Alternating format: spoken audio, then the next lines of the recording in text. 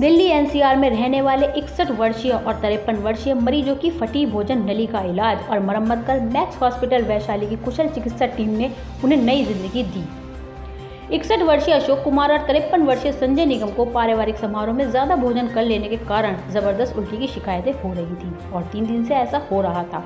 अब बार बार उल्टियां होने से उनकी भोजन नली बुरी तरह क्षतिग्रस्त हो गई थी। उन्हें नजदीकी नर्सिंग होम ले जाया गया, जहां उन्हें दिल की बीमारी की संभावना जताई गई। बिगड़ती स्थितियों के कारण मरीजों को मैक्स हॉस्पिटल वैशाली लाया गया। मैक्स वैशाली में पल्मोनोलॉजी विभाग के प्रमुख कंसल्टेंट डॉक्टर शरद जोशी ने कहा, आपात टीम ने तत्काल कार्रवाई शुरू करते हुए उनकी पूरी जाँच की। इससे पता चला कि उनकी भोजन नली में गंभीर जख्म हो गए हैं। ओरल कॉन्ट्रास्ट के साथ विशेष सिटी स्कैन से उनकी बीमारी की पुष्टि हो गई। फेफड़ों के आसपास जमा पानी उल्टी के अवशेष को निकालने के लिए सीने में ट्यूब लगाई गई और बाद में टूटी भोजन नली की मरम्मत के लिए लंबी सर्जरी की गई। डायग्नोसिस हो जाने और डॉक्टर जोशी के नेतृत्व में पल्मोनोलॉजी की टीम, आपात टीम तथा बाद में डॉक्टर रोमन दत्ता की थोरेसिस सर्जरी टीम द्वारा तत्पर सर्जरी और मरम्मत की कार्यवाही करने से उनकी जान बचा ली गई। सर्जरी के बाद दोनों मरीज मैक्स वैशाली के डॉक्टर के लगातार संपर्क में हैं और उनसे सलाह लेते हुए तेजी से रिकवर हो रहे हैं। थोरेसिक और रोबोटिक थोरेसिक सर्जरी के निदेशक और विभागाध्यक्ष डॉक्टर प्रमोद जिंदल ने बताया, बोरहाफ सिंड्रोम एक अत्यंत घातक स्थिति है जिसमें अनुपचारित मृत्यु दर लगभग 100% है। इसके लिए एक बहुत ही जटिल थोरेसिक सर्जरी की आवश्यकता होती है। यहाँ तक कि सर्वोत्तम संभव केंद्रों पर प्रारंभिक शल्य चिकित्सा हस्तक्षेप के साथ मृत्यु की जोखिम 25% है। तो सबसे पहले तो मैं ये कहूँगा, जैसे डॉक्टर साहब ने कहा कि वोमिटिंग हुई, एक बार हुई, थोड़ी सी फीलिंग हो रही थी, पूरी नहीं हुई, तो हो नहीं पा रही थी, तो कुछ हमें पता ही नहीं था इसके बारे में, और पेन हुआ, सब कुछ हुआ, तो हो जाएगा। कुछ एक्सरसाइज वगैरह करने लगा तो खड़ा भी नहीं हो जा रहा, आराम से नीचे बैठ गया मैं, शायद ठीक हो जाए अभी थोड़ी देर में, लेकिन हुआ। फिर मिसेज मेरी यहाँ पे भी आई, ये बहुत अच्छी बात रही। मैक्स हॉस्पिटल में डॉक्टर साहब, डॉक्टर विमेश और डॉक्टर रोमन दत्ता की टीम बहुत ही एफिशिएंट, बहुत ही क्वालिफाइड, बहुत ही टैलेंटेड लोग। भगवान का कुछ शुक्र करेंगे कि आज मैं यहाँ बैठा हूँ आपके सामने। इसलिए डॉक्टर को धरती में भगवान कहते हैं। गॉड के बाद इन्हीं का लोगों का मैं बात मानता हूँ। दूसरा नाम एक चपाती और थोड़े से दाल चावल खाए, क्योंकि मैंने होटल में खाना नहीं खाया, सिंपल बना हुआ था वही खाया और मैं आके लेट गया था। 2-2:30 बजे मुझे जी घबराया, तो मैंने उठा और बाथरूम में जाके हल्की सी वॉमिटिंग हुई, मैं फिर आके सो गया।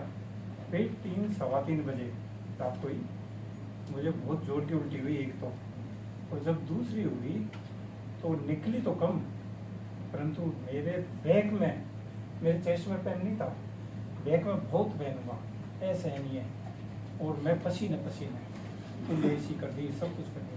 मैंने फिर वहाँ पे सारे गेस्ट रुके हुए थे, सबको बुलाया, मैंने कहा मुझे कोई अच्छे हॉस्पिटल लेके चलो, मैं सहन नहीं कर पाया। सब कहने लगे अटैक आया, मैंने कहा चलो कहीं भी, तो ये एकदम नियरेस्ट था, तो हम यहाँ पे आ गए। तो मुझे यहाँ पे डॉक्टरों की टीम बहुत अच्छी मिली, और इन्होंने बहुत अच्छा मुझे ट्रीटमेंट दिया, और आज के दिन में बिल्कुल सही है। डॉक्टर साहब बहुत कमजोर दोनों पेशेंट में लग रहे हैं, ये वेट लूज हुआ है कुछ या पहले से ही ऐसे ही वेट लूज हुआ है? वेटलेस होता है क्योंकि फुल डाइट पहले आप देखो। मेरा नाम है डॉक्टर रोमन दत्ता।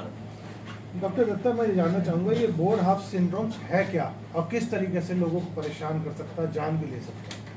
बोरहाफ सिंड्रोम हमारा जो फूड पाइप है, फूड पाइप की रप्चर को बोरहाफ सिंड्रोम कहते हैं, and it is an accidental rupture of oesophagus, and it is one condition which is actually अच्छा, ये हमारे जो फूड पाइप है, फूड पाइप को इसोफेगस कहते हैं हम लोग, और इसका अगर रप्चर हो गया तो इसी चीज़ को बोरहाफ सिंड्रोम कहा जाता है हमारे साइंटिफिक टर्म्स में। बोरहाफ सिंड्रोम ऐसे बहुत सीरियस डिजीज़ होती है। ये एक डिजीज़ है जिसमें मानो आपको समय ही सबसे मूल्यवान चीज़ ही होगी, ठीक है।